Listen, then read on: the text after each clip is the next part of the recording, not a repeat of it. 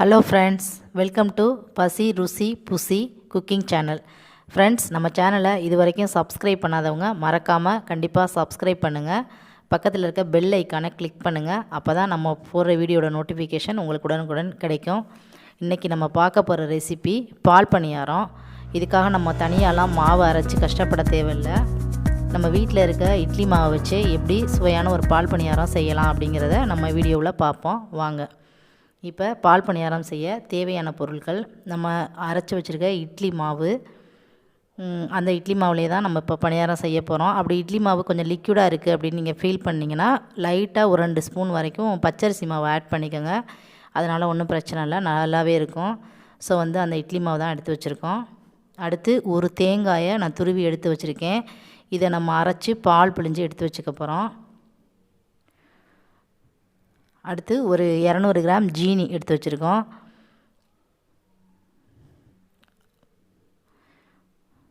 இதை பாலை அரைச்சி புழிஞ்சு எடுத்துக்கிட்டு அதுக்கப்புறமா அதில் நம்ம பணியாரத்தை போடும்போது ஆட் பண்ணிக்க வேண்டியதான். 4 ஏலக்காய் எடுத்து வச்சுருக்கோம். இதை தேங்காய் அரைக்கும் போது அதோட சேர்த்து அரைச்சி பால் புழிஞ்சோம்னா நல்லா வாசமாக இருக்கும். ஸோ அதுக்காக தான். இப்போ அந்த பணியாரம் பொரிக்கிறதுக்கு தேவையான அளவு ஆயில். இப்போ வாங்க, இப்போ ஸ்டவ் ஆன் பண்ணிக்கிட்டு ஒரு பாத்திரம் வச்சாச்சு. ஹீட் ஆனோன்னா ஆயில் விடுங்க. நான் ஒரு 100 மில்லி தான் ஆயில் விடுறேன். ஏன்னா பணியாரத்தை நம்ம சின்ன சின்னதாக தான் பொரித்து எடுத்துக்க போகிறோம். ஸோ அது அவ்வளோவா எண்ணெய் குடிக்காது. அதனால் இப்போ பாருங்கள், ஆயில் ஹீட் ஆகிடுச்சு. ஹீட் ஆனதுக்கப்புறமா நம்ம இந்த மாதிரி கையிலேருந்து உருட்டி போகிற அளவுக்கு அந்த பதம் நம்ம மாவு இருக்கணும். மேக்ஸிமம் இட்லி மாவு அப்படி இல்லை அப்படின்னு சொன்னால் நீங்கள் லைட்டாக கொஞ்சமாக பச்சரிசி மாவு மட்டும் ஆட் பண்ணிக்கோங்க, வேறு ஒன்றும் இல்லை. ஏன்னா இட்லி மாவில் நிறைய உளுந்து போட்டு தான் அரைப்போம். ஸோ பணியாரம் நல்லாவே இருக்கும். இப்போ பாருங்கள், நல்லா இது நல்லா கொஞ்சம் வெந்து வரணும். கொஞ்சம் மீடியம் ஃப்ளேம்லேயே வச்சுக்கோங்க. பக்கத்தில் இன்னும் ரொம்ப கருகுனாலும் நல்லா இருக்காது பணியாரம் சாப்பிட. ஸோ இந்த மாதிரி பொன்னிறமாக வர வரைக்கும் நல்லா பொரித்து எடுத்துக்கோங்க. இப்போ பாருங்கள், நல்லா தெரியும் உங்களுக்கே. கொஞ்சம் மீடியம் ஃப்ளேம்லேயே வச்சுக்கோங்க. பாருங்கள், இது புரிஞ்சிச்சு. இந்த பதம் வந்தோன்னா எடுத்துடலாம். இதே மாதிரி நம்ம பொரித்து எல்லா மாவையும் நம்ம எடுத்து வச்சுருக்க எல்லா மாவையுமே பொரித்து எடுத்துருங்க.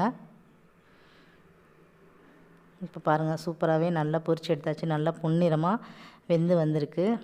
இப்போ நம்ம எடுத்து வச்சா எல்லா மாவையும் பொரிச்சாச்சு. பாருங்கள், எண்ணெய் அப்படியே இருக்குது, எண்ணெய் குடிக்கவே இல்லை. பாருங்கள், நல்லாவே முறுமுறுன்னு இருக்கும். இதை சும்மா மசாலா பண்ணிடுற மாதிரி சட்னியோடு வச்சு சாப்பிட்டாலுமே ரொம்ப சூப்பராக இருக்கும். இதை நம்ம இப்போ தேங்காய் பாலில் போட்டு சாப்பிட போகிறோம். ஸோ அது நேரடியாக நம்ம பாலில் கொட்டியும் சாப்பிட்லாம். ஸோ ஆயில் கண்டென்ட் அதிகமாக இருக்குது, ஆயில் ரொம்ப சாப்பிடக்கூடாதுன்னு நினைக்கிறவங்க இந்த மாதிரி ஒரு 2 டம்ளர் தண்ணியை ஒரு பாத்திரத்தில் கொதிக்க வச்சு நம்ம பொரித்து வச்ச பணியாரத்தை அதில் போட்டு ஒரு கொதிக்க விடுங்க. ரொம்பலாம் கொதிக்க தேவையில்லை. 1 நிமிஷம் கொதிச்சிச்சின்னா போதும். அந்த எண்ணெய் ஃபுல்லாக வெளியில் வந்துடும். ஸோ நமக்கு பணியாரம் எண்ணெயோட அந்த ஆயில் அதிகமாக இல்லாமல் ரொம்ப சூப்பராகவே கிடைக்கும். பாருங்கள், அதை நம்ம வடிகட்டி எடுத்து வச்சுட்டோம். இப்போ இதில் ஆயில் சுத்தமாக இருக்காது.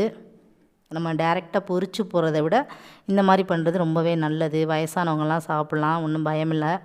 ஸோ இப்போ நம்ம பால் எடுத்து வச்சுருக்கோம் பாருங்கள். தேங்காய் பால் அரைக்கிறது எப்படின்னு உங்களுக்கே தெரியும். நம்ம தேங்காயை போட்டு 1 டம்ளர் சும்மா லைட்டாக 1 டம்ளர் தண்ணியை ஊற்றி நம்ம எடுத்து வச்சுருக்க ஏலக்காயும் போட்டு அரைச்சிக்கிட்டு சுடு தண்ணி நல்லா கொதிக்க வச்சு நம்ம அரைச்சதில் ஊற்றி பால் பிழிஞ்சு எடுத்து வச்சுருக்கோம். இப்போ இந்த பாலில் நம்ம எடுத்து வச்சுருக்க ஜீனியை சேர்த்துறோம், ஒரு 3 ஸ்பூன். உங்களுக்கு தேவைப்பட்டதை பார்த்துக்கிட்டு இனிப்பு அதிகமாக இருந்தால் வேணும்னாலும் நீங்கள் சேர்த்துக்கோங்க. நான் 3 ஸ்பூன் தான் சேர்க்குறேன். நல்லா மிக்ஸ் பண்ணி விடுங்க. நம்ம பால் சூடாக இருந்துச்சுன்னா கொஞ்சம் சீக்கிரம் ஜீனி கரைஞ்சிரும். கொஞ்சம் ஆறி இருந்துச்சுன்னு சொன்னாக்கா கொஞ்சம் லேட் ஆகும். ஸோ நல்லா மிக்ஸ் பண்ணி விடுங்க. இப்போ நம்ம பொரித்து வச்சு அந்த தண்ணியில் போட்டு எடுத்து வச்ச இந்த பணியாரத்துகளை அதில் சேர்க்க போகிறோம். பாருங்கள், சுத்தமாகவே ஆயிலே இல்லை, நல்லாவே இருக்குது. பாருங்கள், ரொம்ப சாஃப்டாக இருக்கும். நம்ம இதில் தண்ணியில் கொதிக்க வச்சதுனால சீக்கிரமாகவே ஊறிடும். இது பணியாரம் இந்த தேங்காய் பாலில் போட்ட உடனே சாப்பிட முடியாது. ஸோ கொஞ்சம் ஒரு 20 நிமிஷத்துலேருந்து அரை மணி நேரம் வரைக்கும் நல்லா ஊறணும். ஊறினா தான் அந்த பணியாரத்தை இந்த பால் அப்படியே பணியாரம் அந்த பாலை ஃபுல்லாக உறிஞ்சிரும். அப்போ தான் சாப்பிட நல்லா டேஸ்ட்டாக இருக்கும். பாருங்கள், இப்போ சுவையான பால் பணியாரம் நம்ம தனியாக மாவெல்லாம் அரைச்சி கஷ்டப்படாமல் நம்ம ஏற்கனவே அரைச்சி வச்சுருக்க ரொம்ப அருமையான பால் பணியாரம் சிம்பிளான வழியில் நம்ம ஈஸியாக ரெடி பண்ணியிருக்கோம். நீங்களும் இதை ட்ரை பண்ணி பாருங்கள். உங்களுக்கு வீடியோ பிடிச்சிருந்தா கண்டிப்பாக லைக் பண்ணுங்கள், ஷேர் பண்ணுங்கள், நம்ம சேனலை சப்ஸ்கிரைப் பண்ணுங்கள். தேங்க்யூ ஃபார் வாட்சிங்.